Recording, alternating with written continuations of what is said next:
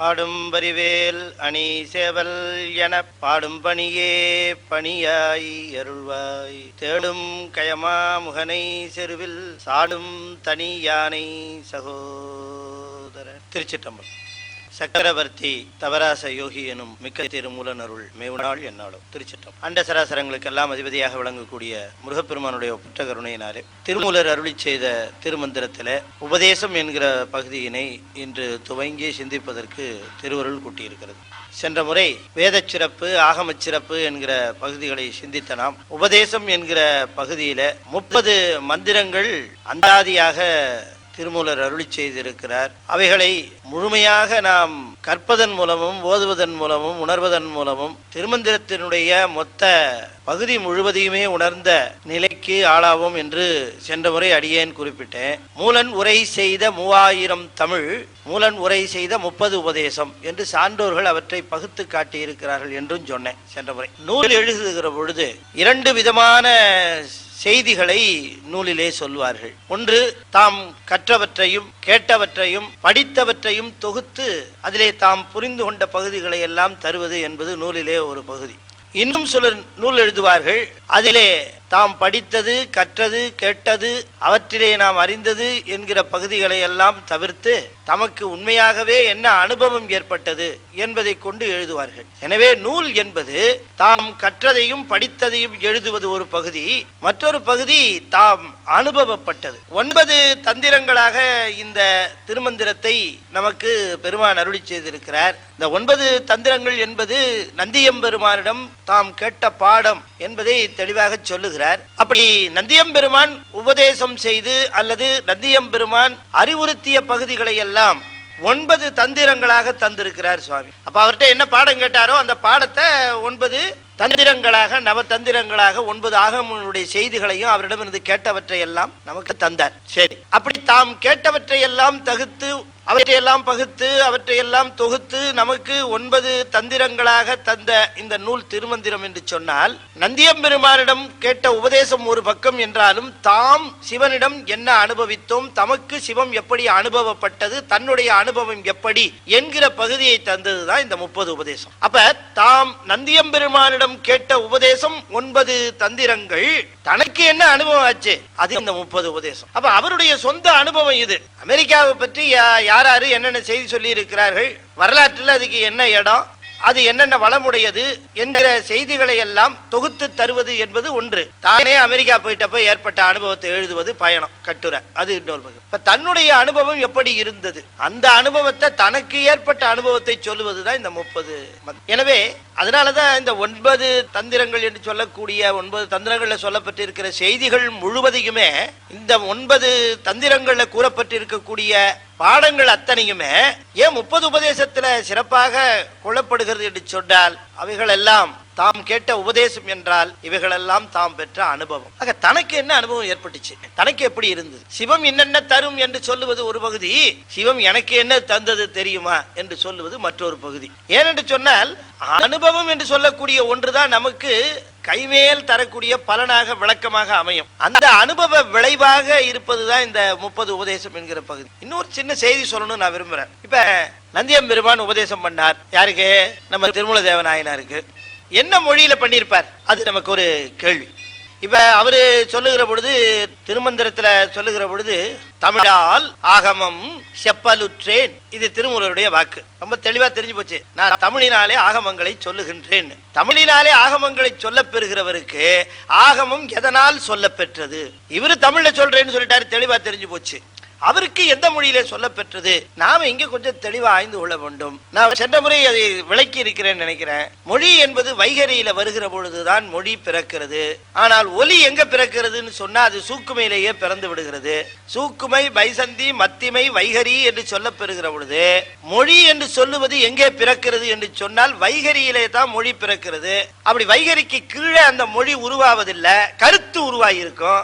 ஆகையினாலே குருவானவர் சீடருக்கு உபதேசம் பண்ணுவது எந்த இடத்திலே என்பது ரொம்ப முக்கியம். நமக்கெல்லாம் நிகழ்வது தூல வைகரியில, நமக்கு உபதேசம் பண்ணுகிற பொழுது வைகரியிலே பண்ணுவார். அப்பொழுதுதான் அந்த உபதேசம் நமக்கு கேட்கும். ஆனால் பக்குவம் உடையவர்களுக்கு வைகரியிலே உபதேசம் நிகழாது, அதுக்கு கீழே நிகழும். இன்னும் சொல்ல போனா மிகுந்த பக்குவம் உடையவர்களுக்கு உபதேசம் நிகழ்கிற பகுதி எதுன்னு கேட்டீங்கன்னா சூக்குமையில நிகழும். திருஞான சம்பந்தருக்கு பால் கொடுத்தாலும் தாய் என்ன பண்ணாலும் சிவஞானத்து இன்னமுதம் குழைத்தருளி. அப்ப என்னது சிவஞானத்து இன்னமுதம் அப்படின்னு கேட்டா, உபதேசம் நிகழ்த்துகிற பொழுது குரு சீடனுடைய பக்குவத்திற்கு தகுந்தாற் போல உபதேசம் நிகழும். ஒண்ணு, குருவினுடைய பக்குவத்திற்கு தகுந்தாற் போல சீடனுக்கு நிகழும். உங்களுக்கு உதாரணம் சொல்லணும்னா தெரிஞ்சிடும். ஒரு ஆடு தன்னுடைய குட்டியை அடைத்து கொண்டு கரும்பு தோட்டத்துக்குள்ள போச்சு. ஆட்டுக்குட்டி அது அழைச்சிட்டு கரும்பு தோட்டத்துக்குள்ள போச்சு. சின்ன குட்டி ஆடு என்ன பண்ணும், வாயினாலே அந்த தழைய, அந்த கரும்பு தழை இருக்கு, அதை வாயினாலே பறிச்சு அதை மென்று இந்த குட்டி இருக்குல்ல அதுகிட்ட இப்படி காட்டும். இந்த குட்டி என்ன பண்ணும், இது உடனே இது அப்படி அந்த தழையை பறிக்கிறதுக்கு பதிலாக தாயினுடைய வாயில பாதி நிக்குது பாருங்க தழை, அதை புடுங்கி இது திங்கும். அதுக்கப்புறமா இன்னும் கொஞ்சம் உள்ள அழிச்சுன்னு போய் இன்னும் சில தழைகளை பறிக்கும். பறிச்ச உடனே இப்ப என்ன பண்ணும், அந்த குட்டி தானே அந்த தழைய எட்டுன தழைய பறிச்சு உண்ணும். ஆடு தழைய பறிச்சு தின்னும், குட்டியும் அதை உண்பதற்கு பழக்கப்படுத்தும், சொல்லித்தரும், குட்டியும் தின்னும். ஒரு யானை புகுந்தது இந்த கரும்பு காட்டுக்குள்ள, அதோட கன்று வருது கூட. இப்ப யானை தழையவா பறிக்கும், ஒரு கரும்பைய முறிக்கும். அந்த கரும்பை முறிச்சு அதை சுவைச்சு அந்த கரும்பு சாறை இனிக்க இனிக்க சுவைக்கும். இந்த யானை கன்று அதை பார்த்து கொண்டே இருக்கும். அது என்ன பண்ணும், அதுக்கு காட்டும். அது யானை கன்று என்ன பண்ணும், அது போய் அந்த சோகையவா பறிக்கும், தழையவா பறிக்கும்? இல்ல, தாய் யானையானது கரும்பை பறித்தது போல இதுவும் என்ன பண்ணும், தன் துதிக்கையில பக்கத்துல இருக்க இன்னொரு கரும்பை துதிக்கையில ஒரு வளை வளைச்சு அதை ஒடிச்சு அதை உண்ண ஆரம்பிக்கும். ஆடு போல இருக்கிற குருமார் கூட்டிட்டு போனா சீடன் தடை தின்பான், யானை போல இருக்கிற குரு அழைத்து சென்றால் சீடன் கரும்பே தின்பான். அப்ப குரு எப்படி அழைச்சிட்டு போறாரோ அப்படித்தான் நிகழும். அப்ப யாருக்கு என்ன பக்குவமோ அந்த பக்குவத்திற்கு தகுந்தாற் போல உபதேசம் நிகழும். சில குரு அந்த வைகரி மூலமாகத்தான் ஆட்கொள்ள முடியும். வைகரியிலே ஆட்கொண்டு வைகரியிலே உபதேசம் நிகழும். அப்ப வைகரி என்பதில என்ன மொழி என்கிற அங்க நிலை அங்கதான் வரும். ஆனால் இவருக்கு உபதேசம் நந்தியம்பெருமானிடமிருந்து நிகழ்ந்த பொழுது உபதேசம் மொழி பற்றி நிகழ்ந்ததல்ல, அது சூக்குமை என்கிற இடத்திலே நந்தியம்பெருமான் உபதேசம் செய்தார். அத்தனையும் உணர்ந்தார் நம்முடைய திருமூல தேவநாயனார். ஆக இன்ன மொழியிலே தான் அது தோன்றியது என்கிற பாகுபாடு ஏற்பட வேண்டிய அவசியமே இல்லை. இப்ப சிவபெருமான் உமாதேவியாருக்கு ஆகமம் எல்லாம் உபதேசிச்சார் அப்படின்னா எதுல உபதேசிச்சிருப்பார்? அவர்கள் பேசிக் கொள்வது நாம் பேசுகிறது போல, மானுடர்கள் பேசுவது போல இந்த ஒலியிலே பிறக்கக்கூடிய மொழியிலே அல்ல. அவர்கள் எல்லாம் பேசிக்கொள்வது பக்குவம் முதிர்ந்தது. எப்பவுமே பக்குவம் முதிர்ந்தா மொழி தேவையில்லை. பக்குவம் அதிகமான மொழி தேவையா? சில வீடுகள்ல பாத்தீங்கன்னா கணவனும் மனைவி கண்ணிலேயே பேசிக்குவாங்க. ஃப்ரெண்டு வந்திருப்பார், இவரோட பேசிக்கிட்டே இருப்பாங்க. இந்த அம்மா அந்த பக்கமா போவோம், அப்படி ஒரு பார்வை பார்த்துட்டு போவோம். டக்குன்னு இவர் புரிஞ்சுப்பார். என்ன அர்த்தம்னா, ஆளை கட் பண்ணி அனுப்பு, இல்லைன்னா ராத்திரி டிஃபன் உனக்கு கட்டு அப்படின்னு அர்த்தம். டக்குன்னு புரிஞ்சுப்பாரு கண்ணிலேயே அப்படின்னு. அந்த பார்வை, அந்த பக்குவம். ஒரு நாள் என் நண்பர் சொன்னார், இப்படி குறிப்பு சொன்னதுனால ஒரு பெரிய ஆபத்தே வந்துருச்சியான்னாரு. இரவு நேரம் கணவனும் மனைவியும் சாப்பிட போற நேரம், அந்த நேரத்துல கதவு தட்டுற சத்தம். கதவை திறந்தா ஒரு பழைய நண்பர், ரொம்ப வேண்டிய நண்பர், அவர் உள்ள நுழைஞ்சிட்டார். வாங்க வாங்கன்னு உட்கார வச்சார். இந்த அம்மா டக்குன்னு உள்ள போயிடுச்சு. அப்புறமா அது அந்த கதவு ஓரமாக நின்றுச்சு. இவர் உடனே என்ன பண்ணார், நண்பர் வந்திருக்கார், நண்பருக்கு முன்னாலேயே சாப்பாடு தயார் பண்ணி ஏதாவது சொன்னா அவரு சங்கோபா வேணாம் வேணாம் வேணாம் அப்படின்னு ஏதாவது சொல்லுவார், மறுப்பாருன்ட்டு அந்த அம்மாட்ட அப்படின்னார். சரி, அந்த அம்மா உள்ள போயிடுச்சு. அப்புறமா இவரோட பேசிட்டு இருந்தார். 4 மணி ஆச்சு, 1/2 மணி ஆச்சு, 3/4 மணி ஆச்சு, 1 மணி நேரம் ஆச்சு, சத்தத்தையே காணும். என்னடா இது நினைச்சிட்டு கொஞ்சம் இருக்கு சார், எக்ஸ்கியூஸ் மீ உள்ள போனா இந்த அம்மா அடுப்பங்கரையில நல்லா அற்புதமா கையை 2 இப்படி வச்சு நல்லா நிம்மதியா தூங்கிட்டு இருந்து. இவருக்கு சொல்லனாத கோபம், எழுப்பி விட்டார். என்ன நீங்க படுத்து தூங்கிட்டு இருக்கேன்னு? நீங்க தானே சாப்பிட்டு படுத்து தூங்குனீங்க, நான் சாப்பிட்டு படுத்துட்டேன் அப்படின்னு. நண்பர் வந்திருக்கா, சமையலை ரெடி பண்ணுன்னு காட்டினார். இந்த அம்மா குறிப்பு எப்படி புரிஞ்சுக்கிச்சு, சாப்பிட்டு நீ தூங்குன்னு சொன்னாருன்னுட்டு இது சாப்பிட்டு படுத்து. குறிப்பு சில சமயம் டேஞ்சரா போயிடும். 2 பேரும் ஒரே பக்கத்துல இருந்தா தான் குறிப்பு உதவும், இல்லைன்னா ஆபத்தா போயிடும் இல்லையா? ஒன்றியிருந்து நினைமின்கள் உந்தமக்கு ஊனம் இல்லை, கன்றிய காலனை காலால் கடிந்தான் அடியவர்க்காக சென்று தொழுமின்கள் சென்று தொழுமின்கள் சென்று தொழுமின்கள் சிற்றம்பலத்துள் நட்டம் என்று வந்தாய் என்னும் எம்பெருமான் தன் திருக்குறிப்பே. அப்பர் சுவாமி சொல்றார், சுவாமியோட குறிப்பா நான் தெரிஞ்சுக்கிட்டேங்கிறார். என்று வந்தாய் என்று வந்தாய் என்று வந்தாய் என்னும் எம்பெருமான் தன் திருக்குறிப்பே. எப்பப்பா வந்த அப்படின்னு கேட்டாராம். இப்போ ஊர்ல இருந்து வந்தவங்கன்னா கேட்கறது இல்லையா, விசாரிக்கல, குசல என்ன எப்போ வந்தீங்க? மெட்ராஸ்ல யாரு கேட்கறா? எப்ப போறேன்னு தான் கேட்கறான். யாரா வந்தா டிக்கெட் ரிசர்வ் பண்ணிட்டியா, போறதுக்கு ரிட்டர்ன் டிக்கெட் வாங்கிட்டியா கிடைக்காதியா. திடீர்னு போய் கதை தட்டினா வாங்க வாங்கன்னு சொல்றதுக்கு முன்னாடி சொரே என்ன சார் ஒரு லெட்டர் போட்டு வரக்கூடாது அப்படி. லெட்டர் போட்டதும் இவன் கிளம்பிடுவான்னு அவனுக்கு தெரியாதா?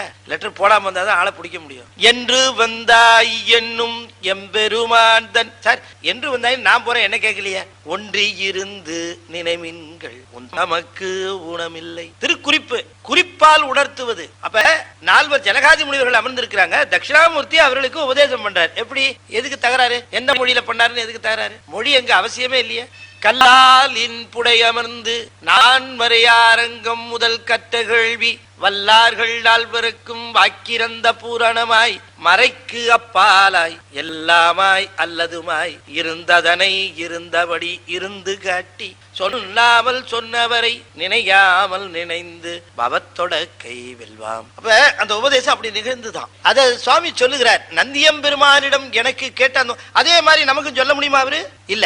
அதனால நாமெல்லாம் உணர்ந்து கொள்வதற்காக தூல வைகரியிலே சொல்ல பெறுகின்ற வரிவடிவமுடைய மொழியாக சொல்லி வைத்தார். இப்ப அந்த மொழியில சொல்றதுனால தானே அவர் என்ன உபதேசம் சொல்றாரு நம்ம உங்களுக்கு சொல்ல முடியுது. தான் பெற்ற இன்பம் பெருகையும் பையகம்னார். அப்ப தன்னுடைய அனுபவம் முழுவதையும் தாம் சிவனிடம் என்ன அனுபவம் பெற்றோம், தன்னுடைய அனுபவம் என்ன அப்படின்னு தான் இதுல சொல்லுகிறார். இந்த 30 பாடல்களையும் சொல்லுவது அதுதான். 30 மந்திர பாடல்கள்ல இந்த உபதேச பகுதியை சொல்றார். தனக்கு என்ன நிகழ்ந்ததுன்னு சொல்றார். நான் அதான் உங்களுக்கு சொன்னேன். உபதேசம்னா என்ன பொருள்னா தனக்கு அனுபவமானவற்றை சொல்லுதல் அப்படின்னு அர்த்தம். தனக்கு எதெல்லாம் அனுபவம் ஆகலையோ அதெல்லாம் இன்னொருத்தருக்கு உபதேசம் பண்ணப்படாது. நீ அப்படி பண்ணி பாருங்க சார் நீங்க அப்படின்னு. நீங்க ஏதாவது உங்களுக்கு பண்ணிருக்கீங்களா? இல்ல பண்ணா என்ன ஆகுன்னு தான் உங்களை பண்ண சொல்றேன் அப்படின்னு இவரை வச்சு எக்ஸ்பெரிமெண்ட் பண்ணுவாங்க. அப்படி இல்லை. உபதேசம்னா தனக்கு என்ன அனுபவம் ஆயிற்றோ அதை சொல்லுதல். எனக்கு இப்படி ஆச்சு, நான் இந்த நன்மையெல்லாம் அடைஞ்சேன், நீங்க அந்த நன்மை அடையலாமே, இந்த துன்பத்திலிருந்து விடுபடலாமே என்கிற அந்த செய்திகளை சொல்லுவதுதான் உபதேசம். விரிந்த செய்திகளை எல்லாம் சுருங்க கூறுவது உபதேசம். விரிந்த செய்தி அனுபவமாக விளைந்த விரிவான ஒன்றை சுருங்க கூறுவதற்கு உபதேசம். இப்ப முதல் பாட்டு. விண்ணின்று இழிந்து வினைக்கீடாய் மெய் கொண்டு தன் நின்ற தாளை தலைக்காவல் முன்வைத்து உள் நின்று உருக்கி ஓர் ஒப்பிலா ஆனந்த கண்கின்று காட்டி களிம்பு அறுத்தானே. களிம்பறுத்தானே கண்ணுதல் நந்தி. அதனாலதான் அடுத்த பாட ஆரம்பிக்கும் போது களிம்பறுத்தானே எங்கள் கண்ணுதல் நந்தி. களிம்பறுத்தானேன்னு முடிஞ்சதுனால அடுத்த பாட்டு களிம்பறுத்தானெங்கள் கண்ணுதல் நந்தி அப்படின்னு ஆரம்பிப்பார். இப்ப பாட்டு பொருள் பார்ப்போம். விண்ணின்று இழிந்து வினைக்கு ஈடாய் மெய் கொண்டு தன் நின்ற தாளை தலைக்காவல் முன்வைத்து உள் நின்று உருக்கி ஓர் ஒப்பிலா ஆனந்த கண் என்று காட்டி களிம்பு அறுத்தானே. சொற்களை பார்த்தா ஒன்னும் அவ்வளவு கடினமான சொற்களா ஒன்னும் தெரியல. எல்லாம் சாதாரண எளிமையான சொற்களாகத்தான் இருக்குது. விண்ணின்று இழிந்து வினைக்கு ஈடாய் மெய் கொண்டு அப்படிங்கிறார். என்ன அனுபவம் நிகழ்ந்தது தனக்கு அப்படிங்கிற அந்த அனுபவத்தை சொல்லுகிற பொழுது, எப்படி நிகழ்ந்தது என்கிற அந்த செய்திகளை சொல்லுகிற பொழுது ஒரு ஆன்மாவுக்கு என்ன நிகழ்கிறது, இறைவனுடைய திருவருள் எப்படி கிட்டுகிறது என்பதை சொல்லுகிறார். அதாவது இந்த பரசிவம் என்று சொல்லக்கூடிய ஒன்று அனாதி சிவமாக விளங்குகிற பொழுது அதனுள்ளே அமைந்த சக்திக்கு பேரு பராசக்தின்னு பேர். பராசக்தி என்பது பரம்பொருளாக இருக்கக்கூடிய சிவத்திலே பிரிவின்றி நிற்கக்கூடிய சக்தி. அது என்ன பண்றது? கீழே இருக்கக்கூடிய ஆன்மாக்கள் எல்லாம் துன்பப்படுவதை பார்த்து அவைகளை உய்விக்க வேண்டும், அவைகளுடைய துன்பத்திலிருந்து அவற்றை விடுவிக்க வேண்டும் என்கிற கருத்தோடு அது கீழே வருது. அப்ப விண்ணின்று இழிந்து, இழிந்துனா கீழே இறங்கி. எதனால இறங்கி வந்தது அப்படின்னு சொன்னா உயிர்கள் பால் வைத்த கருணை, இச்சை. இச்சையினால என்ன ஆகும்னு சொன்னா உயர்ந்த நிலையிலே இருக்கிறவர்கள் தாழ்ந்து இறங்கி வருவார்கள். மேலே இருக்கிற ஒருவன் மேலேயே இருந்தபடி கீழ்நிலையில இருக்கிறவனுக்கு உதவ முடியாது. அவனும் இவன் லெவலுக்கு இறங்கி வந்தா தான் முடியும். வாத்தியார் இருக்கிறார், அவரு நிலையிலேயே இருந்து பாடம் சொல்லி கொடுத்தா குழந்தைக்கு புரியாது. குழந்தைய அந்த தாயார் கேட்பா, கண்ணா என்னடா இன்னைக்கு சொல்லி கொடுத்தாங்க? இன்னைக்கு கூட்டல் சொல்லி கொடுத்தாங்க.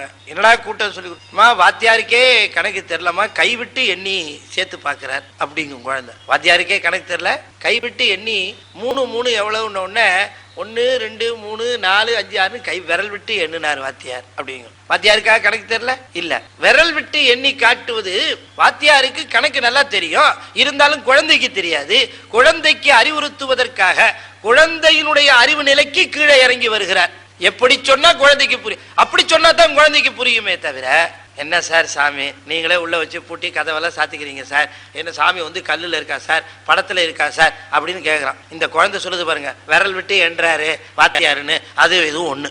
ஏன்னா இறங்கி வந்திருக்கிறான் அவன். வாத்தியார் எப்படி மாணவனுக்கு அறிவுறுத்த வேண்டும் என்கிற பெரும் கருணையினாலே தன்னுடைய நிலையை இறக்கி கீழே வருகிறாரோ, அதுபோல அனாதி ஞான நிலையிலே ஞானமே தன்னுடைய உருவாக இருக்கக்கூடிய சிவபெருமான் உயிர்கள் தன்னை அனுபவிக்க வேண்டும், ஆனந்தப்பட வேண்டும் என்கிற பெருங்கருணை காரணமாக அந்த ஞான உருவிலிருந்து இறங்கி அருவம் அருவுருவம் இந்த இரண்டையும் தாண்டி உருவம் என்கிற நிலையிலே வந்து தன்னை அதற்குள்ள அடைத்து கொண்டு உயிர்களுக்கு கருணை பாலிக்கிறான். அது அவனுடைய கருணையே தவிர நாம நினைக்கிறது போல வாத்தியாருக்கு ஒன்றும் தெரியலங்கிற மாதிரி கடவுளுக்கு ஐயோ பாவம், கடவுள் வந்து உங்க கடவுள் என்னையா கல்லுல எல்லாம் படத்துல எல்லாம் வந்து இருக்குதுன்னு கேட்கிறான். விவேகானந்தர் அவரை பார்த்து ஒரு முகலாய மன்னர் போயிருந்தப்ப முகலாய மன்னர் கேட்டார், நீங்க என்ன கல்லையெல்லாம் பார்த்து வழிபடுகிறீர்கள், அது சாமிங்கிறீங்க, அது எப்படி அது அப்படி எங்களுக்கு ஒன்றும் பொருத்தமா தெரியலையே, அதுக்கு இவ்வளோ மரியாதை கொடுத்து அதை தூக்கி உலோகத்தில் வச்சு சுத்துறீங்க எல்லாம் பண்றீங்களேன்னு கேட்டார். அது சரிங்க, அது நான் சமயம் வரும்போது உங்களுக்கு சொல்றேன். அப்ப ஒரு நாள் அரண்மனைக்கு கூப்பிட்டு போனா, அரண்மனை சுற்றி வருகிற பொழுது ஒரு பெரிய போட்டோ இருந்தது, கையில வரைஞ்ச பெயிண்டிங். என்னங்கன்னு கேட்டார். இதுதான் எங்களுடைய தாத்தா அப்படின்னார். ஓஹோ அப்படியா. கொஞ்ச நேரம் கழிச்சு ரெண்டு சுத்தினதுக்கு அப்புறம் இன்னொரு பெரிய படம் இருந்தது, அது என்ன அப்படின்னு கேட்டார். அது எங்க அப்பா அப்படின்னார். அப்புறமா சுத்தி வந்தார். சுத்தி வந்துகிற பொழுது தாத்தான்னு சொன்னவரும் அப்பான்னு சொன்னவருடைய இன்னொரு பெயிண்டிங் இன்னொரு இடத்துல இருந்தது. அப்ப தன்னுடைய அங்க இருந்த ஒரு காவலாளியை கூப்பிட்டு விவேகானந்தர் சொன்னப்ப அந்த படத்தை எடுப்பா கொஞ்சம் எச்சு துப்பணும் அப்படின்னார். வந்ததே கோபம் இருக்கு, என்ன நீங்க இப்படி சொல்றீங்க நீங்க அப்படின்னார். நான் என்ன தப்பா ஒன்றும் சொல்லியா, வெறும் காகிதம் தானே அது, இன்னும் சொல்ல போனா கிளாத்து, அதுல நீங்க படம் தானே வந்து வர ஒன்றும் இல்லை, அதை எங்களுடைய தந்தையாக நாங்கள் பாவிக்கிறோம்னு, அது போலதான் கல்லையும் நாங்கள் கடவுளாக பாவிக்கிறோம் அப்படின்னார். நீ வெறும் இதையே உங்க அப்பாவா பாவிக்கிறேன்னா நாங்க அதை கடவுளா பாவிக்கிறோம், நீ அதுக்கு எவ்வளவு வேல்யூ அட்டாச் பண்றியோ அது மாதிரி நாங்களும் இதை அட்டாச் பண்றோம். சொல்ல போனா அந்த படத்துல உங்க அப்பா இல்ல, ஆனா அந்த கல்லுக்குள்ள ஈசன் இருக்கான். ஏன்னா ஈசன் என்பவன் அசையும் பொருள், அசையா பொருள், ஜட பொருள், சித்து பொருள் அத்தனையிலும் கலந்து இருக்கிறவன், ஒவ்வொரு அணுவிலையும் இருக்கிறவன். அதனால அந்த கல்லுலையும் இருக்கிறான். எங்களுக்கு இருக்கிற கடவுள் கும்புறோம், நீ இல்லாத ஆள படத்துல வச்சுக்கிட்டு இருக்கிறியான்னு கேட்டேன். அப்ப இப்ப திருக்கோயில்ல பாக்குறமே அங்க ஒரு கல் இருக்கு, இந்த கல்லுக்குள்ள சிவம் இருக்குன்னு நம்ம வழிபடுறோம். அது கீழே வந்து மந்த இதெல்லாம் தகடெல்லாம் வச்சிருக்கிறோம், கீழே உரிய மந்திரங்களை நமக்கு அதுக்கு பிரதிஷ்டை பண்றதுக்கு முன்னாடியே கீழே வச்சு அதெல்லாம் செய்யறோம். அது ஒரு பக்கம் இருக்கட்டும். ஆகம முறைகள் பிரகாரம் ஒரு திருக்கோயில் சமைப்பது எப்படிங்கிறது தெரியாதவெல்லாம் அர்த்தம் இல்லாம பேசுறான். அவங்களுக்கு என்ன நடக்குதுன்னே தெரியல. அது எப்படி வந்து இறைவனை ஆவாகனம் பண்றாங்க, என்ன நிகழ்கிறது, அது என்னன்னு தெரிஞ்சுக்கிட்டு பொறுமை இருந்து அதெல்லாம் பார்த்து தெரிந்து கொண்டால் அப்புறம் கேள்வி கேட்கலாம். பொறுமையே இல்லாம வாய்க்கு வந்த மாதிரி பேசுகிறவர்கள்ட்ட என்ன செய்ய முடியும் இல்லைங்களா? அதாவது அவர்களெல்லாம் பிராகிருத்தர்மாங்க. சற்றேனும் அறிவுக்கு இடம் கூடாதவாறு பேசுகிறவர்களுக்கு நீங்க ஒன்னும் சொல்லி வழங்க வைக்க முடியாது. அதுல நேரத்தையும் நம்ம வேஸ்ட் பண்ணக்கூடாது. கொஞ்சம் அந்த பக்கம் இந்த பக்கம் இருக்கிறவனுக்கு கூப்பிட்டு புத்தி சொன்னா அவனுக்கு எடுத்துக்குவான், அவன் உன்னை புரிந்து கொள்ளுவான். ஒண்ணுமே புரியாதவனுக்கு அவனுக்கு சொல்லி என்ன ஆக போகிறது, ஒன்றும் ஆகாது. அதனால கடவுள் இல்லை என்று சொல்லுகிறவர்களை போய் நீ கடவுள் உண்டு தெரியுமான்னு அவனுக்கு நேரத்தை நம்ம வேஸ்ட் பண்ணவே கூடாது. நம்முடைய கருத்தெல்லாம் எப்படி இருக்க வேண்டும் என்று சொன்னால், நாம் உய்வது என்பது ஒரு பக்கம், நம்மாலே மற்றவர்களும் உய்தல் வேண்டும். இந்த பார்டர்ல இருக்கிற பாருங்க, அவங்களை எல்லாம் கொஞ்சம் இழுத்து உய்தல் செய்தல் வேண்டும். அதுதான் வேணும். அதுதான் நம்முடைய முயற்சியை தவிர வேற எதுவும் முயற்சி. அதனாலதான் நம்முடைய சமயத்துல conversion is not allowed. You can be a Hindu only by birth, not by conversion. அது ஏன் அப்படி இருக்கு, அதை நீங்க சிந்திச்சு பார்க்கணும். ஏன் அப்படி வைத்திருக்கிறார்கள் என்பது அடிப்படை நிலையே அதுதான். சரி, அது ஒரு பக்கம் இருக்கட்டும். இப்ப நாம இறைவன் பெரும் கருணை கொண்டு எல்லா பொருளும் இருக்கிற திருக்கோயில பார்க்கிறோம், அந்த கல்லுக்குள்ள சிவம் இருக்கு. அது அசித்து நிலையிலே சிவம் வழங்குகிற நிலை. இப்ப ஆன்மாக்குள்ளேயும் சிவம் இருக்காது, சித்து நிலையிலே சிவம் வழங்கக்கூடியது. அந்த லிங்கம் அங்க வந்து அசித்து, உள்ளுக்குள்ள இருக்கிற சிவம் சித்து. இங்க லிங்கமும் சித்து, உள்ள இருக்கிற சிவமும் சித்து. அதனாலதான் இதை நடமாட கோயில்னாரு, அதை படமாட கோயில்னாரு. இந்த படமாட கோயில், இது நடமாட கோயில், நடமாடும் கோயில்னு. அது நான் அந்த பாடல் வருகிற பொழுது உங்களுக்கு விளக்கி சொல்லுகிறேன். நடமாடும் கோயில்னு அதை தப்பா சொல்லுகிறார்கள். நடமாடும் இல்ல, நடமாட. மாட கோயில் என்பது கோயில் வகைகள்ல ஒண்ணு. மாட கோயில் என்பது கோயில் அமைப்பு முறை. அந்த காலத்துல எல்லாம் பாருங்க, கல்லுல கிடையாது, படத்துலதான் கோயில். அத திருமூலர் காலம். இந்த பாட்டை வச்சுக்கிட்டு தான் திருமூலர் 2ஆம் நூற்றாண்டுக்கு முன்பாக இருக்க வேண்டுமோன்னு சொல்லுகிறாரு. ஏன்னா 3 நாளுக்கு அப்புறம் தான் கோயில் எல்லாம் சிலைகளே வந்தது. அதுக்கு முன்னால படம் தான். நீங்க இப்போ கதிர்காமம் பாத்தீங்கன்னா அதுல படம் தான், திரையில தான் தொங்கும். அந்த திரைச்சீலையில தான் அந்த வேல் இருக்கும். அதுதான் பொட்டிக்குள்ளதான் அத்தனை அந்த இப்ப அதுக்கப்புறம் வந்த வேலு சுவாமியினுடைய சிலைகள் எல்லாமே அந்த ஒரு பெட்டியில வச்சு அதுக்கு பூஜை எல்லாம் நிகழும். ஆனா அந்த திரை தான் அங்க தூங்கும். படம் எழுதி வழிபடுகிற நிலை தான் ஆரம்ப காலத்துல இருந்திருக்கு, ரொம்ப நாளைக்கு முன்னாடி. அதான் பட மாட கோயில். அத படமாக இருந்த கூடிய மாடக்கோயில், பட மாட கோயில், இது நடமாட கோயில் அப்படின்னாரு. நடமாட கோயில் யாருன்னா அடியார்கள் தான் நடமாட கோயில். சும்மா தின்னுவிட்டு சோத்தை தின்னுவிட்டு சோம்பேறி மாதிரி மரத்துக்களை தூங்குறவங்கள நடமாட கோயிலா? நடமாட கோயில் எல்லாரையும் நடமாட கோயில் சொல்ல முடியாது. எல்லாமே கோயிலா? எங்க பூஜை நிகழ்கிறதோ, எங்க வழிபாடு நிகழ்கிறதோ, எங்க அடியார்கள் வருவார்களோ அதுதானே கோயில்னு பேரு. ஒரு கோயில் இருக்கு, கதவையும் திறக்க மாட்டாங்க, அங்க பூஜையும் நடக்காது, விளக்கும் ஏற்ற மாட்டாங்க, ஒன்றும் நடக்காது, அடியார்களும் வரமாட்டாங்க, அது பேர் என்னங்க கோயில்? நான் சொல்லுவீங்க? சொல்ல மாட்டீங்க. ரொம்ப பேரு உள்ள இப்படிதான் வச்சிருக்கிறான். அவனெல்லாம் எப்படி நடமாட கோயில்னு சொல்ல முடியும்? யார் ஒருவர் உள்ளே இருக்கிற சிவத்தை உணர்ந்து தினந்தோறும் அதற்கு வழிபாடு செய்து அதை வழிபட்டு கொண்டு அதற்கு பூசை செய்து நைவேத்தியம் கொடு இப்படி செய்கின்ற வழிபாடு, உள்ளுக்குள்ளே இருக்க சிவத்தை வழிபாடு செய்கிறார்களோ அவர்களைத்தான் நடமாட கோயில்னு சொல்ல முடியுமே தவிர எல்லாரையும் நடமாட கோயில்னு சொல்லலாமா? அவங்களைத்தான் நடமாட கோயில்னு சொன்னார் திருமூலர். அவங்களுக்கு செய்வதுதான் படமாட கோயிலுக்கு போய் சேரும்னார். அது நாம தெளிவா புரிஞ்சுக்கணும். அறம் வேறு, அருள் வேறு. பச்சவனுக்கு சாப்பாடு போடு, அது வேற விஷயம். அது கொண்டு அந்த அறத்தையும் அருளையும் மிக்ஸ் பண்ணாத, கன்ஃபியூஸ் பண்ணாத. இது வேற வேற. அறம் ஒரு பக்கம், அருள் ஒரு பக்கம். நாம அருள் நிலையை பத்தி பேசுகிற பொழுது கன்ஃபியூஸ் பண்ணிக்க கூடாது. அடியார்களுக்கு இங்க அன்னம் பாலிக்கிறோம். என்னங்க அடியார்கள் எல்லாம் வீட்டுல எல்லாம் சாப்பாடு இல்லாதவங்களா? ஒருத்தர் என்ன கேட்டார், அடியார்களுக்கு அன்னம் பாலிக்கிறதுன்னு சொல்லுகிறீர்களே, எல்லாருக்கும் சாப்பாடு போடுகிறீர்களே, அவங்களாம் என்ன சாப்பாடு இல்லாமையா வராங்க? இல்ல, அதெல்லாம் காரணம். அது என்ன அப்படின்னா, அவர்களுக்கு அன்னம் பாலிக்கின்ற பொழுது நிகழ்வது என்ன அப்படிங்கிறது ரொம்ப அற்புதமா சொல்லி இருக்கிறார். மண்ணினில் பிறந்தார் பெரும்பயம் மதிசூடும் அண்ணலார் அடியார்தமை அமுது செய்வித்தல். அதுல என்ன அருமையா போட்டார் பாருங்க. அமுது செய்வித்தல், சாப்பாடு போடுதல்னு சொல்லல. செய்வித்தல்னா உண்ணுமாறு செய்தல், உண்ணுமாறு செய்தல். அமுது செய்வித்தல். கண்ணினால் அவர் நல்விழா பொலிவு கண்டு ஆறுதல். சரி, இது இப்படியே விரிஞ்சுக்கிட்டே போகும். இதை நான் இடம் வருகிற பொழுது நோக்கி உங்களுக்கு விரித்து சொல்லுகிறேன்.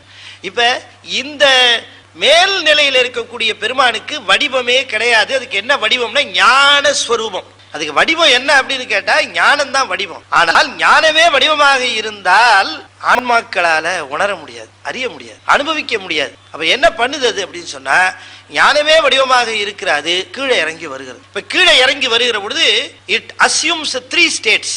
3 நிலையில இருக்கு. ஒன்னு அருவம், இன்னொன்னு அரு உருவம், இன்னொன்னு உருவம். இந்த 3 ஸ்டேட்லயும் பாருங்க, அந்த கீழே இறங்கி வந்தா கூட எல்லாருக்கும் தெரிஞ்சிடாது. சில பக்குவர்களுக்கு அருவத்துல, கொஞ்சம் பக்குவம் கம்மியா இருக்கிறவங்களுக்கு அரு உருவத்துல, இன்னும் பக்குவம் கம்மியா இருக்கிறவங்களுக்கு உருவத்துல. சிவபெருமானுடைய திருவடிவமாக வழிபடுகிறவர்கள் ஒரு பக்கம்னா, சிவலிங்கமாக வழிபடுகிறவர்கள் கொஞ்சம் பக்குவம் முதிர்ந்தவர்கள், அரு உருவத்துல வழிபடுகிறவர்கள். அதையும் தாண்டி உள்ள போய் அருவமாகவே வழிபடுகின்றவர்கள் இருக்கிறார்கள். இந்த எல்லாத்தையும் தாண்டி போய் ஞான நிலையிலே பெருமானை தரிசனம் பண்ணுகிறவர்கள் இருக்கிறார்கள். ஆக ஞான நிலை தான் உண்மையான நிலை அவனுக்கு. அதுதான் மெய்யான நிலை. ஞானமே தன்னுடைய சுரூபமாக கொண்டது நிலைதான் மெய்யான நிலை. ஆனா அந்த மெய்யான நிலையை மாற்றிக்கொண்டு வினைக்கு ஈடாக கீழே வருகிறான். அதைத்தான் சொல்லுகிறார். விண்ணின்று இழிந்து வினைக்கு ஈடாக மெய் கொண்டு அப்படின்னு சொன்னா, மெய் அப்படின்னா உண்மை நிலை. மெய்னா உண்மை, உண்மை நிலை. உண்மை நிலை என்னன்னா ஞான சுரூபம், அதுதான் உண்மையான நிலை. அதை மாற்றிக்கொண்டு அப்படின்னா பொது நிலைக்கு வருகிறார் அர்த்தம். பொது நிலை என்று சொன்னால் உண்மை நிலை என்கிற பொழுது சொரூப நிலை, அப்புறம் வித்ததெல்லாம் தடத்த நிலை. சொரூப நிலை என்பது, சொரூபம் என்ன? ரூபம் இல்லாதது சொரூபம். இன்னைக்குதான் சார் அவன் சொரூபமே தெரிஞ்சது அப்படிங்கிறாங்க. அப்படின்னு என்ன அர்த்தம்? இது வரைக்கும் தெரிஞ்சதெல்லாம் ரூபம், இன்னைக்கு தான் தெரிஞ்சது சொரூபம். சொரூபம் கண்ணுக்கு தெரியாது, இன்னைக்கு தான் சார் தெரிஞ்சது அது அப்படின்னு. இத்தனை நாள் கண்ணால பார்த்தேன், இன்னைக்கு தான் அனுபவத்துல பார்த்தேன் சார். கண்ணால தெரிவது ரூபம், அனுபவத்தால் தெரிவது சொரூபம். அப்ப இந்த உண்மையான நிலை என்று சொல்லக்கூடிய மெய்யான நிலையை இறக்கி கீழே வருகிறாராம். மெய்யை மாற்றிக்கொண்டு, யாருக்கு?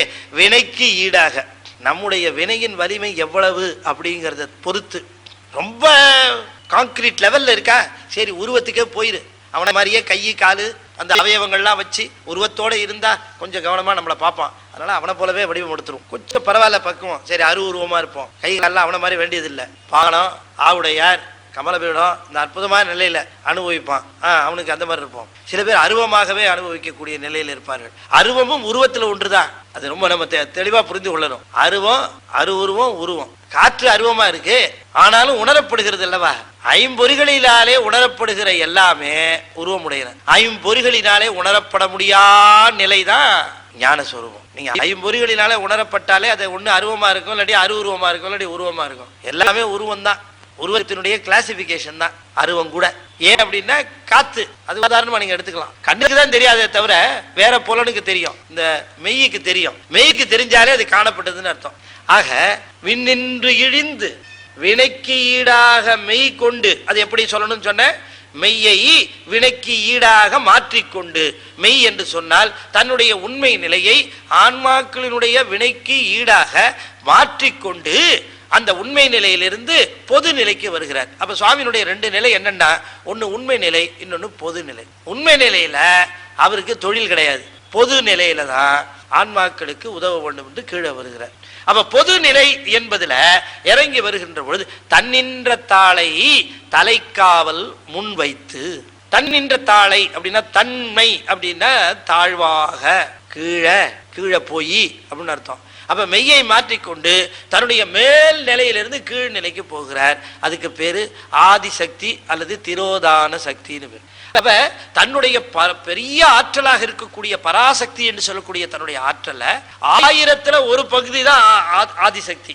ஆதிசக்தியில 1000ல் ஒரு பகுதி தான் விந்து, 1000 பகுதியில ஒரு பகுதி தான் விந்துல, 1000 பகுதியில ஒரு பகுதி தான் சக்தி. இப்படி கீழே இறங்கி வரும். அது 1000 பகுதியில ஒரு பகுதி ஆதிசக்தி. பராசக்தியினுடைய 1000 கூறுல ஒரு கூறு தான் ஆதிசக்தி. அதுதான் திரோதான சக்தியாக மாறி வருகிறது. ஏன்னா அப்பதான் உயிர்கள் உயிர்களோட இது தொடர்பு கொள்ள முடியும்.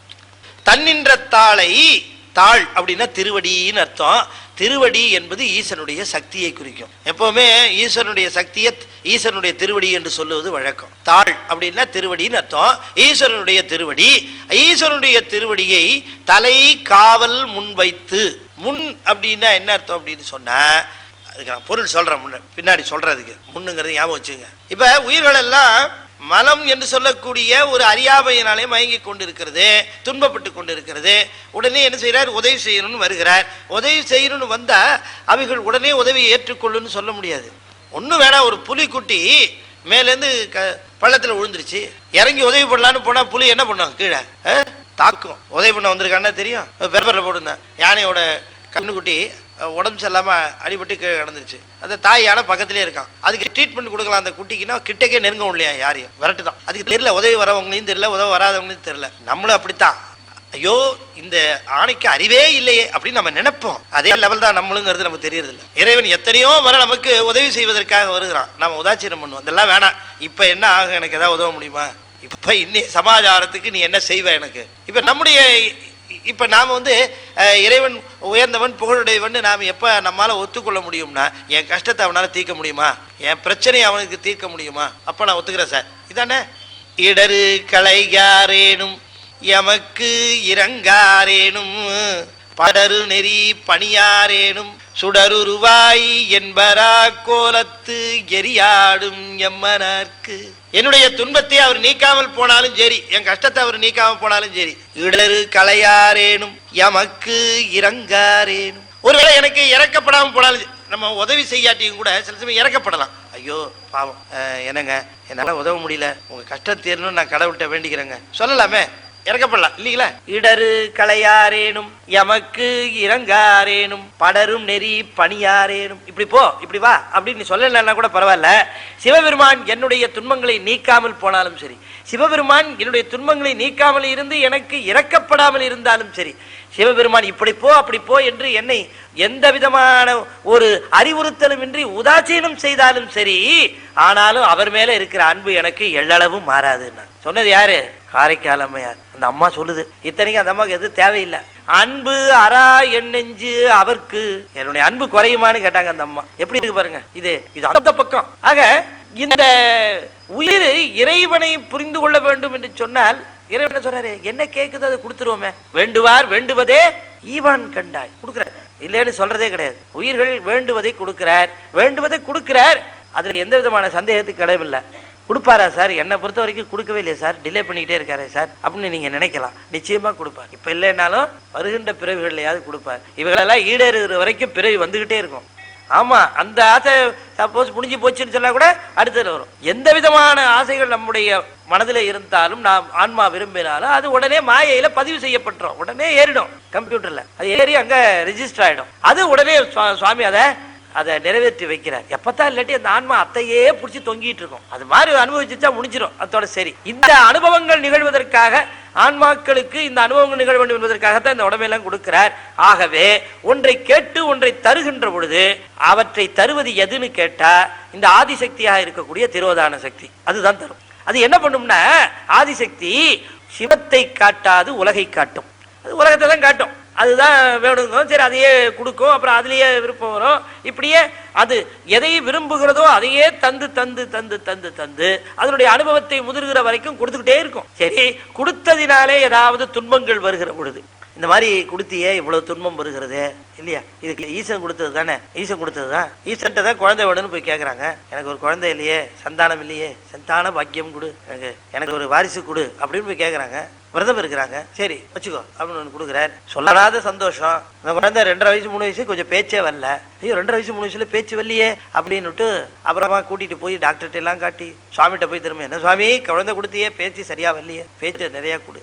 அப்புறம் அந்த குழந்தை பேச ஆரம்பிச்சது. அப்புறம் பள்ளிக்கூடம் சேர்த்தாச்சு, வளர்ந்தது, பெரிய பிள்ளையாச்சு, கல்யாணம் எல்லாம் பண்ணி கொடுத்தாச்சு. நான் இதுக்கு மேலே சொல்லணுமா கதையை? ஒவ்வொருத்தருக்கு அப்படியே அனுபவம் விரியுது. எனக்கு தெரிஞ்ச ஒருத்தருக்கு இப்படிதான் சார் அப்படின்ட்டு ஒவ்வொருத்தருக்கும் எல்லாம் விரிஞ்சுது. அப்புறமா மனைவியும் பிரிஞ்சு விட்டாரு, பிள்ளையும் மருமகளும் தான் இருக்கிறாங்க. மனைவி பிரிஞ்சாலும் பிள்ளை இருக்கிறானே, தவமிருந்து பெற்ற பிள்ளையாச்சே, நம்மளை பார்த்துக்க மாட்டானா, சாமி கொடுத்த பிள்ளையாச்சே அப்படின்னு தான் நினைக்கிறார். ஆனா என்ன நிகழ்கிறது? வா, ஆஸ்திரேலியாவில இருந்து வந்திருக்குப்பா ஒரு ஆஃபர், அதை விட்டா முடியாது, நாங்க போயிடுறேன், நீங்க நல்ல ஹோமா பார்த்து சேர்ந்துக்கோ. ஏன்னா இப்ப இருக்கிறது ஹோம் இல்லைன்னு அவனே முடிவு பண்ணிட்டான். என்ன, ஒரு ஹோமா பார்த்து சேர்ந்துக்கோ. என்னையும் கூட்டிட்டு போட, உன்னையெல்லாம் இங்கே கூட்டு போக முடியாதுப்பா, விசா கிடைக்காது, உன் சம்சாரத்துக்கு மட்டும் கிடைக்காது, அவளுக்கு கிடைக்கும்பா, உனக்கு கிடைக்காது. எதுக்குடா அவ்வளோ தூரம், அந்த வேலை இங்கேயே கிடைக்குமாடா, நிறைய சம்பாதிக்கலாமாடா, அதே மாதிரி வேலை இங்கே இருக்கடா, இங்கே இருந்தால் உன்னையும் கூட வச்சுக்கிட்டே இருக்கணுமே அப்படின்னு மனசில் நினைப்பான். அங்கே போறதே உன்னை விட்டுட்டு போறதுக்கு தான். மனம் வருந்தோம் சாமிகிட்ட போய் சொல்றாரு, எனக்கு ஏன் இப்படி ஒரு பிள்ளைய கொடுத்தேன்னு கேட்பார். அப்ப இந்த பிள்ளைய கொடுன்னு கேட்ட பொழுது பிள்ளை கொடுத்தாரு. அப்ப இது 23 வருஷம் கழிச்சு இப்படி உனக்கு சொல்லும் அப்படின்னு சொல்லி கொடுத்தாரா? மறைச்சுட்டார். அதனாலதான் இதுக்கு மறைப்பு சக்தி, திரோதான சக்தின்னு பேரு. கொடுக்கின்ற பொழுது அந்த பொருளினாலே என்ன துன்பங்கள் வரும் என்பதை மறைத்துத்தான் தருவார். ஏன்னா அது திரோதான சக்தி. கொடுப்பார், ஆனா என்ன ஆபத்து வரும்னு சொல்லியது. நீ தானப்பா கேட்ட, அதான் கொடுத்தேன். நான் கேட்டா நீ கொடுக்கறதா அப்படின்னு இப்படி அப்படி திருப்புறது. நாம எதெல்லாம் கேட்போமோ அதனால எல்லாம் நிச்சயமா ஆபத்து இருக்குன்னு நீங்க எழுதியே வச்சுக்கலாம். ஆமா நிச்சயமா, நீங்க போய் கடவுள்கிட்ட எதை கேட்டாலும் சரி, நீங்க எழுதி வேணா வச்சுங்க.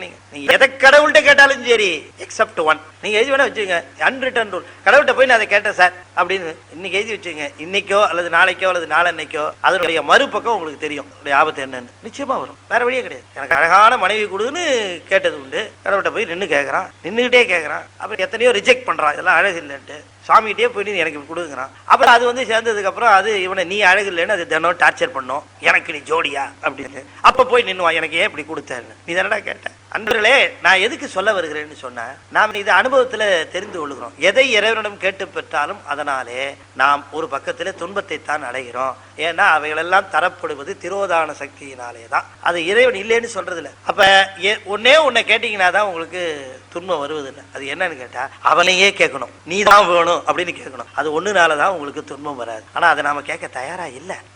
அவரை வச்சுக்கிட்டு என்ன சார் பண்றது? என்ன சார் நீங்க அவரை வச்சுட்டு நாங்க என்ன சார் பண்ணுவோம் நினைக்காதீங்க. அப்படி உலகியல் நிலையிலே நாம இருந்து பார்க்கிற பொழுது அந்த சிவானந்தம் என்பது ஏதோ ஒரு கற்பனை நிலையாக தோன்றும். ஆனால் அதை அனுபவித்த பிறகுதான் தெரியும், மித்தவைகள் தான் கற்பனை, அது ஒண்ணுதான் உண்மையான ஆனந்தம் என்பது அனுபவித்த பிறகுதான் தெரியும். அது வரைக்கும் அது தெரியாது, அது அனுபவிச்சவங்களுக்கு தெரியும். இப்ப எத்தனை பேர் இன்னைக்கு மாலையில எத்தனையோ நிகழ்ச்சி இருக்கு, நீங்க வச்சுங்க. ஒருத்தருக்கு இப்ப இன்னைக்கு இது இல்லைன்னா உங்களுக்கு வேற நிகழ்ச்சி இல்லையா, எத்தனையோ நிகழ்ச்சிகள் இருக்கு. ஆனாலும் கூட அந்த நிகழ்ச்சிகளில் இல்லாத ஏதோ ஒரு ஆனந்தம், சிவானந்தத்தை எங்கேயோ ஒரு துளியை நீங்க அனுபவிக்கின்ற அந்த ஒரு நினைவினாலே தானே, அந்த ஒரு நாட்டத்தினாலே தானே இங்க வந்து அமர்ந்திருக்கிறீர்கள். ஆனந்தம் இல்லைன்னா இங்க வர முடியுமா? சிவானந்தத்தை அனுபவிக்கின்ற பெரும் பூதகணத்தவர்கள் நீங்கள் எல்லாம், சிவானந்த பூதகணத்தவர்கள். பூதம்னா பெருசு அர்த்தம் இல்ல, பஞ்சபூதங்களையும் ஆளுகின்ற நிலையில் உள்ளவர்கள் அர்த்தம். பெருமானுடைய கணம் எல்லாம் பூதகணம்னு பேர். பூதத்தை வென்றவர்கள் பூதகணங்கள்னு பேர், பஞ்சபூதத்தையும் வென்றவர்களுக்கு பூதகணங்கள்னு பேர். அப்படி கணங்களாக விளங்கக்கூடிய நீங்கள் எல்லாம் ஏதோ ஒரு ஆனந்தம் இங்க இருக்கு. அப்படி இந்த ஆனந்தத்தை இதை சொல்ற, விண்ணின்று இழிந்து வினைக்கீடாமை கொண்டு தன் நின்ற தாளை தலைக்காவல் முன்வைத்து அப்புறம் என்ன பண்ணுவார், இப்படியே அனுபவம் கொடுத்து கொடுத்து கொடுத்து கொடுத்து கொடுத்து என்ன ஆகும், இவ்வளவு அனுபவங்கள் விளைவதும் இந்த துன்பங்கள் விளைவதும் என்ன ஆகும்னா ஆன்மாவை ஒட்டி அமைந்திருக்கக்கூடிய ஆணவ மலமானது தேய்ந்து கொண்டே வரும். இதுதான் அந்த அனுபவங்களுடைய இதை உடனே ஒரே நாள்ல தேஞ்சிடாது, ஒரு பிறவியில தெரிஞ்சிடாது.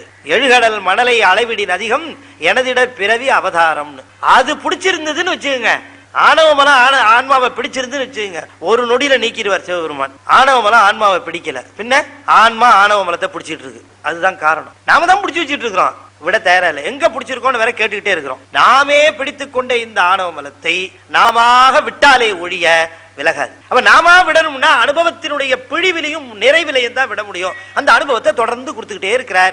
அது தேஞ்சுக்கிட்டே வந்து ஒரு நாள் அது நில்லாகும். அன்னைக்கு பேரு மலபரிபாகம்னு பேரு. இந்த மலபரிபாகம் என்பது ஆணவ மலத்தினுடைய முழு தேய்வு. இந்த முழு தேய்வு ஏற்பட்டவனும் உங்களுக்கு ஒரு காட்சி பிறக்கும். அதாவது ஒரு திரை போட்டிருக்கிற பொழுது அதுதான் எல்லை என்று சொல்லி அது வரைக்கும் பார்த்து திரை நீங்கிய பிறகு அதற்கு அப்பாலே இருக்கக்கூடியவை தெளிவாகிறது போல அறிவை மறைத்துக் கொண்டிருக்கக்கூடிய அந்த திரை ஆணவமானது அறிவை மறைத்துக் கொண்டிருக்க ஆணவம் அகன்ற பிறகு தெளிவாவது பேரானந்த சிவம். அவ இந்த மலபரிபாகம் என்பது ஒண்ணுன்னு சொன்னா அதுக்கு முன்னால இருக்கிற நிலைக்கு கட்டு நிலைன்னு பேரு, அதுக்கு பின்னால இருக்கிற நிலைக்கு முக்தி நிலைன்னு பேரு. மலபரிபாகம் நிகழ்வதற்கு முன்னால இருந்த நிலை கட்டு நிலை. பெத்தம் பந்தம் கட்டு இதெல்லாம் ஒரு பக்க நிலை, அது மலபரிபாகம் ஒண்ணு. மலபரிபாகம் என்று சொல்ல ஒண்ணும் இல்ல, மலபரிபாகம்னா ஒண்ணு இல்ல, ஆணவ மல தேய்வு. ஆணவ மல தேய்வுனா வேற ஒண்ணும் இல்ல, அறிவினுடைய முதிர்வு. நம்முடைய அறிவு நம்ம அறிவு தெளிவா இருக்கு அப்படிங்கிறது எப்படி தெரியும், தெளிவடைய ஆரம்பிச்சிருக்கு அப்படிங்கிறது எப்படி தெரியும்னா போன் பெல் அடிச்சதுன்னு வச்சுங்க, யார் அடிக்கிறாங்கன்னு நீங்க சரியா சொல்ல முடியும். கதவை தட்டுனா யார் தட்டுறாங்கன்னு உங்களால சரியா சொல்ல முடியும். அறிவு தெளிவா இருந்தது, அது தெளிவை நோக்கி செல்ல ஆரம்பிச்சதுன்னு சொன்ன. ஏன்னா வியாபகத்தன்மை உடையது நம்முடைய அறிவு. நாமளும் வியாபகத்தன்மை உடையவங்க தான். சிறைக்குள்ளே அகப்பட்டது போல உடற்சிறைக்குள்ளே அகப்பட்டிருக்கோம். இந்த ஆணவ மலத்தினுடைய விரிவு அதனுடைய அது விலகுமானால் அது வியாபகத்தன்மை அறிவுடைமையாக ஆகும். இப்ப இந்த நிலைக்குத்தான் அந்த ஆதிசக்தியை கொண்டு இது நடத்தி, இது எப்படி நடத்துகிறது என்று சொன்னா இதனுடைய ஆணவ மல தேய்வு வரைக்கும் இது நடத்துது. ஆணவ மலம் தேய்ந்து இதற்கு இந்த ஆன்மாவானது அறிவு விளக்கம் பெற்ற உடனேயே அப்ப இதுவரைக்கும் திரோதான சக்தியா இருந்து அருள் சக்தியா மாறும். இந்த அருள் சக்தியா மாறின உடனே ஒரு ஒரு வைப்ரேஷன், ஒரு ஷாக்கு வரும். அது ஒரு பேரானந்தத்தினுடைய அந்த எல்லையை அது உணரும். அதாவது இதுவரைக்கும் இல்லாத ஒரு நிலையை அது எய்தும். அந்த ஆனந்தம் என்னன்னு சொல்ல முடியாது, வாயினால சொல்ல முடியாது. அந்த ஆனந்தத்தை எய்த உடனே அதுக்கு பேரு சத்தினிபாதம்னு, அது வீழ்ச்சி, அருள் வீழ்ச்சின்னே பேர். அருள் வீழ்ச்சின்னா என்ன பொருள்னா இந்த திரோதானமாக இருந்தது திருவருளாக மாறும். இதுவரைக்கும் உலக இன்பங்களையே காட்டிக் கொண்டிருந்த அது சிவானந்தம் என்று சொல்லக்கூடிய பேரின்பத்தை காட்டும். அது எனக்கு காட்டிச்சுங்கிறாரு திருமூலர். உள் நின்று உருக்கி ஓர் ஒப்பிலா ஆனந்த கண் நின்று காட்டி களிம்பு அறுத்தானே. அப்ப இறைவன் செயல்படாமல் தனித்த நிலையிலே இருக்கக்கூடிய அந்த நிலை, சக்தியும் சிவமும் ஒன்றாக இருக்கக்கூடிய நிலை உண்மை நிலை என்று சொல்லப்படும். அது பொது நிலை என்கிற பொழுது அது கீழே இறங்கி ஆதிசக்தியாக திரோதான சக்தியாக உருவெடுத்து அது ஆன்மாக்களை உய்விக்க வேண்டும் என்கிற காரணத்திற்காக திரோதான சக்தியாக இருந்து அவைகளை வழிநடாத்தி அவைகளுடைய மலபரிபாகம் வரைக்கும் அவற்றை நடத்தி சென்று மலபரிபாகம் நிகழ்ந்த உடனேயே அருள் சக்தியாக ஆனந்தத்தை நிகழ்வித்து காட்டும். அப்படி எனக்கு காட்டினான் நந்தி என்று சொல்லுகிறார் இந்த பாட்டில். இது தனக்கு ஏற்பட்ட அனுபவத்தை தான் சொல்லுகிறார். ஆக மலபரிபாகம் என்று சொல்லுவது என்னன்னா, மலம் என்பது எதுன்னா குற்றம்னு அர்த்தம். மலத்துக்கு மலம்னா என்ன அர்த்தம்? குற்றம். பரிபாகம்னா பக்குவம்னு அர்த்தம். குற்றம் நீங்குவது பக்குவம் என்று பொருள்படும். ஆன்மாவுக்கு குற்றமாக இருக்கிற அந்த செய்தி என்னன்னு கேட்டா அதனுடைய அறிவிலே நிகழ்வதுதான் குற்றம், வேற ஒண்ணும் கிடையாது. குற்றம் அறிவிலே நிகழக்கூடிய குற்றமாக இருக்கக்கூடிய அந்த குற்றம் நீங்குச்சுன்னா அது பக்குவம் பெற்று விடுகிறது. அப்ப இந்த பக்குவம் பெறுவதற்காக இறைவன் எல்லா விதத்திலையும் துணை செய்து கொண்டிருக்கிறான். இறைவன் செய்யக்கூடிய அந்த துணைக்கு அருள்னு பேரு, அருள் சக்தி அல்லது அருள்னு பேரு. அது பெருங்கல். எப்ப அருள் எப்ப அன்புங்கிறது வேறுபாடு தெரிஞ்சுக்கணும். அன்பு என்பது வேறு, அருள் என்பது வேறு. இப்ப நான் ஒருத்தட்ட அன்பு காட்டுகிறேன்னு சொன்னா அவரு திரும்ப என்கிட்ட அன்பு காட்ட வாய்ப்பு இருக்கு. அவர்கிட்ட என்கிட்ட அன்பு காட்ட வாய்ப்பு இருக்கு. இன்னும் சொல்ல போனா நான் யார்கிட்ட அன்பு காட்டுவேன்னா யாரு ரெசிப்ரோகேட் பண்ணுவாங்களோ அவங்க கிட்ட தான் நான் காட்ட முடியும். யார் ரெஸ்பாண்ட் பண்ணுவாங்களோ அவங்க கிட்ட தான் காட்ட முடியும். அன்பு யார்கிட்ட காட்ட முடியும்? யார் அதை உணர்ந்து கொள்ளுகிறார்களோ, யார் உணர்ந்து திரும்பவும் அந்த அன்பிற்கு பதில் அன்பு செலுத்துகிறார் அவள்கிட்ட தான் காட்ட முடியும். ஆனால் நீங்க நல்லா யோசிச்சு பார்த்தீங்கன்னா இந்த அன்பு பக்குவம் பெறுகிற பொழுது அது எப்படி பெறுகிறதுன்னு பார்க்கும். இப்போ உதாரணமா பாருங்க, ஒரு குழந்தை இருக்குன்னு வச்சுக்கோமே, அது குழந்தையா இருக்கிற பொழுது பாத்தீங்கன்னா அதனுடைய நிலை, அதனுடைய அந்த பற்று எப்படி இருக்கும் நீங்கள் பார்க்கணுன்னா, நீங்கள் ஒன்றும் உதாரணம் ஒன்றுமே வேணாம். அது சாக்லேட்டுன்னு கேட்கும், ஸ்வீட்டுன்னு கேட்கும், வாங்கி கொடுத்துருவோம் கடையில். ஸ்வீட்டடா கண்ணா இந்தாடா அப்படின்னு சொல்லி இந்த இவ்வளோ பெரிய சாக்லேட் 10 ரூபா சாக்லேட் வாங்கி கையில் கொடுத்துருவோம். அது வாங்கிடும். வாங்கினதுக்கப்புறம் எனக்கு கொஞ்சம் கொடுறா அப்படின்னு நீங்கள் கேட்டு பாருங்களேன். முக்கால்வாசி குழந்தை இப்படி எடுத்துக்கும், சில குழந்தை கொஞ்சம் தாராளமாக இருக்கும். அதுலேருந்து கொஞ்சம் அப்படி இழுத்து கொஞ்சம் இப்படி பிச்சு நம்ம கையில் ஒரு அப்போ வைப்போம். அது மைக்ரோஸ்கோப் வச்சு தான் பார்க்கணும் அது எவ்வளோ கொடுத்துருக்கு. ஏன்னா இவதான் வாங்கி கொடுத்தாரு. நமக்கு வாங்கி கொடுத்தவரு கேட்கிறாரே கொடுக்கணும்னு நினைக்குமா அந்த குழந்தை? நினைக்காது. ஏன்னா பற்று அவ்வளவு கடினமா இருக்கும், அவ்வளவு கடினமா இருக்கும். இறைவன் தான் கொடுத்தா இந்த உடம்பு முழுக்க, இறைவன் தான் கொடுத்தா அந்த நேரம் முழுக்க, இறைவன் தான் எல்லாத்தையும் கொடுத்தான். அவனை வழிபடுறதுக்கு நீ எவ்வளவுப்பா நேரம் ஒதுக்கணும்? I am very busy sir, 5 minutes என்னால முடியுமா தெரியல. நீங்க நினைச்சு பாருங்க, நேரம் முழுக்க அவன் தான் கொடுத்தான், மொத்த நேரத்தையும் அவன் நமக்கு கொடுத்துருக்கான், இந்த மொத்த உடலையும் கொடுத்துருக்கான். நீ எவ்வளவு நடிப்பா அவரை கும்பிட முடியும்னு கேட்டா, வாரம் ஒரு தடவை போதும் இல்ல சார். நினைச்சு பாருங்க, இந்த குழந்தைய விட மோசமா பிச்சு கொடுக்குறோம். இல்ல வர முடியல. ஏன்னா இதை தவிர மற்றவையெல்லாம் ரொம்ப இம்பார்ட்டண்டா தெரியுது. இதுதான் சரி, இந்த குழந்தை இப்படி இருக்கிற குழந்தை அது கொஞ்சம் அப்படி அது வளர்ந்ததுன்னு வச்சுங்களேன், கொஞ்சம் வளர ஆரம்பிச்சோன்னா என்ன பண்ணும், தன்னுடைய தம்பிக்கு பிச்சு கொடுக்கும், தான் கொஞ்சம் எடுத்துக்கும், கொஞ்சம் அது இழக ஆரம்பிக்கும். அது தனக்குன்னு வச்சது இப்ப தனக்கு தம்பிக்கு அப்படின்னு கொஞ்சம் இழக ஆரம்பிக்கும். இன்னும் கொஞ்சம் பெரிய ஆனவன் என்ன ஆகும் தெரியுங்களா? இப்ப உடல் அந்த ரத்த சம்பந்தமானவர்களுக்கு தருகின்ற அந்த நிலை மாறி அப்பாவுக்கு, அம்மாவுக்கு, தங்கச்சிக்கு, தம்பிக்கு இதுக்கு கொடுத்த நிலை மாதிரி ஃப்ரெண்ட்ஸுக்கு கொடுப்போம். ஃப்ரெண்ட்ஸ் எந்த விதத்துலையும் சம்பந்தம் இல்லை, இருந்தாலும் கூட பழக்கத்துக்காக என்ன பண்ணும், அன்பு கொஞ்சம் விரிஞ்ச உடனே என்ன பண்ணும், அதுக்கு கொடுக்காது. தனக்குன்னு வச்சது பேரு பற்றுன்னு பேரு, அதுக்கு யாருக்கும் கொடுக்காம வச்சது. ஆனா தங்கச்சிக்கு அப்பாவுக்கும் அம்மாவுக்கும் கொடுத்தா பாருங்க, அதுக்கு பேரு பாசம்னு பேரு. இப்ப ஃப்ரெண்டுக்கு கொடுக்க ஆரம்பிச்சுட்டா பாத்தீங்களா, அதுக்கு பேரு நேசம்னு பேரு. பற்று பாருங்க, கல்லு மாதிரி இருந்தது, கொஞ்சம் கொஞ்சமா இழக ஆரம்பிச்சு பற்று பாசமாகி, பாசம் நேசமாகி, சில பேருக்கு பற்றாவே இருக்கும், பாசமே வராது. தம்பிக்கா முதல்ல அவனுக்கு கொடுக்காதேம்மா, சண்டையே அப்படித்தானே வருது. அப்பாவுக்கு அம்மா கொடுக்க மாட்டான், கடைசி வரைக்கும் பற்று கல்லு மாதிரியே இருக்கும் அவனுக்கு. பொதுவான நிலையில பற்று பாசமாகி, பாசம் நேசமாகி, ஃப்ரெண்ட்ஸுக்கு எவ்வளவு வேணா செலவு பண்ணுவோம். இந்த நேசம் இருக்கு பாருங்க. சரவணனை பார்த்து ஒருத்தர் சொன்னார், சார் திருமந்திரம் நடக்குதாமே? ஆமா.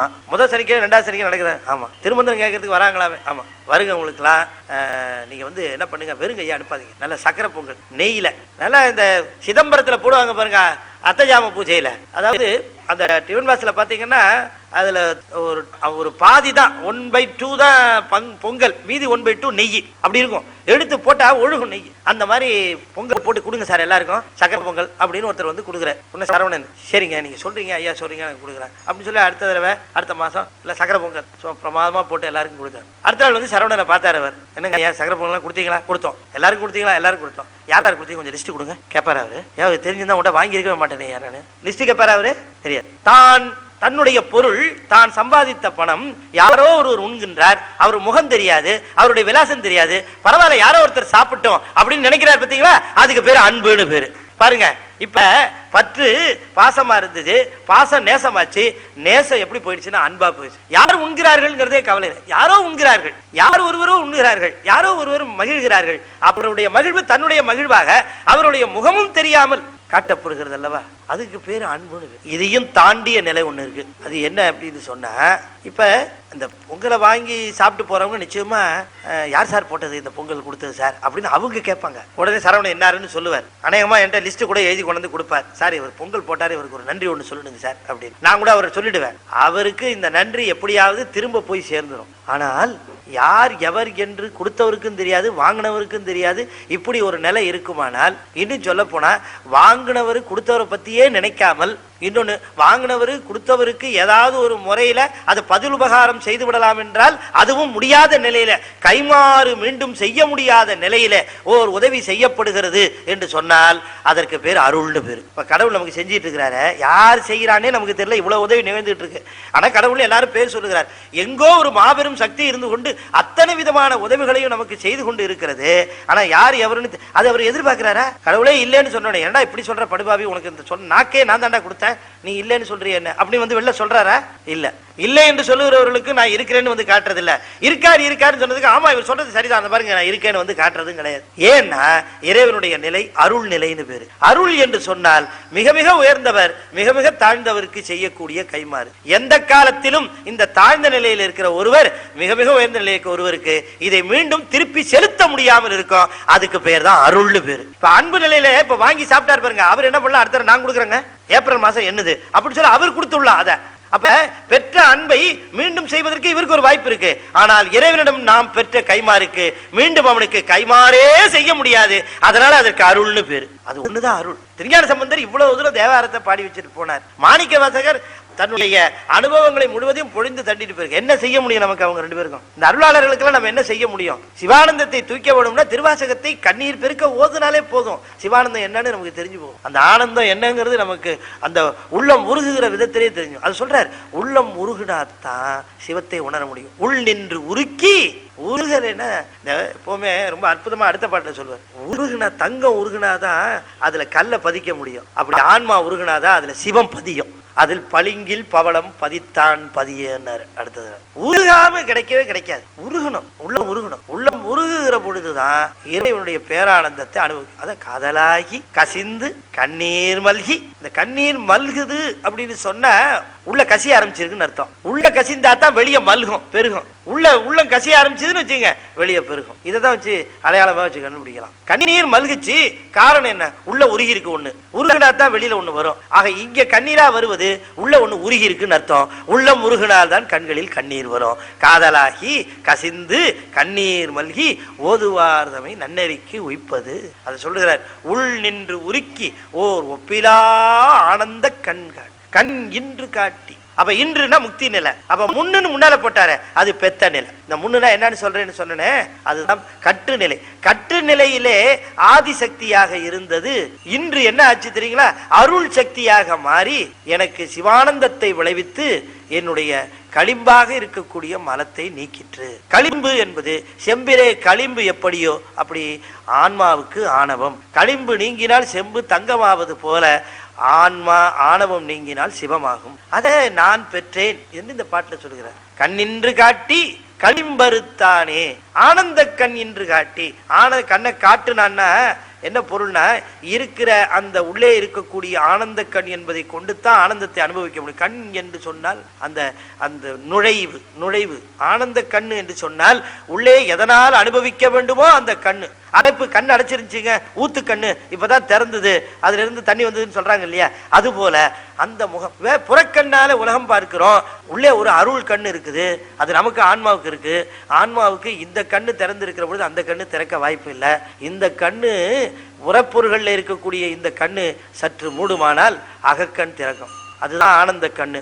அது கொடுக்கல, அவரு இருக்கிறத உணர்த்துறார். உணர்த்துவது கண் என்று காட்டினா உனக்குள்ளே இருக்கக்கூடிய சிவத்தை உணர்கின்ற நிலையை நந்தி காட்டினான், நான் அனுபவித்தேன் என்று சொல்லுகிறார். தன்னுடைய அனுபவத்தை சொல்வதுதான் உபதேசம்னு சொன்னேன். தன்னுடைய அனுபவத்தை தான் திருமூலர் சொல்லுகிறார். எனக்கும் இப்படி இருந்தது, நானும் சகலராக இருந்தேன், எனக்கு ஆணவ மலம் பிடிச்சிருந்தது எல்லா ஆன்மாக்களுக்கும் போல.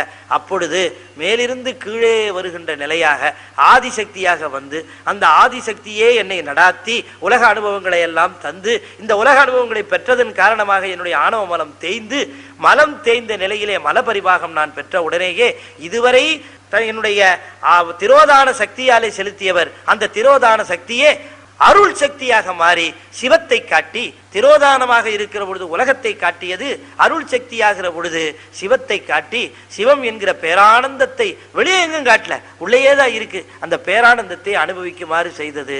அதற்கு மூல காரணமான என்னுடைய மலத்தை அது நீக்கிற்று என்கிற பொருளை இந்த பாட்டிலே சொல்லுகிறார். விண்ணின்று இழிந்து வினைக்கு ஈடாய் மெய் கொண்டு.